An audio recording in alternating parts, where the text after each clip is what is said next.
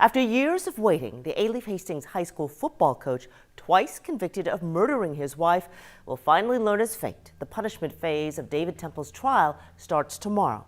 Maria Aguilera has the latest on this high-profile case.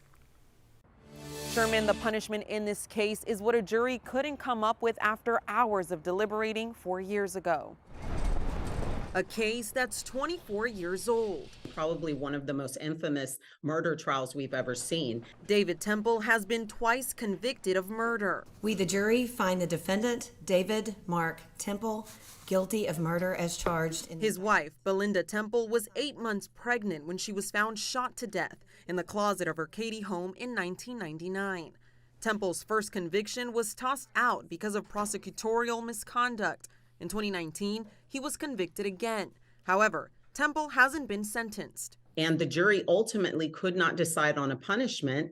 They reached a deadlock and a mistrial was granted. So we're back for a new sentencing hearing on this convicted murder case. The KHOU 11 legal analyst Carmen Rose says there have been delays on this case for a couple reasons. Because there's been pending litigation in the Court of Appeals and the Texas Court of Criminal Appeals.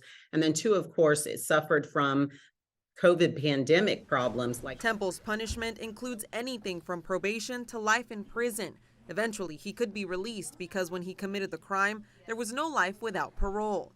And even after sentencing, Rose says this case is far from over. No matter what happens, we'll go back to the Court of Appeals and it'll go back to the Texas Court of Criminal Appeals because there's a lot of legal issues that are still being dealt with in the trial court. And Temple's attorney has said he doesn't want to speak ahead of the trial, which begins tomorrow. Maria Aguilera, KHOU 11 News.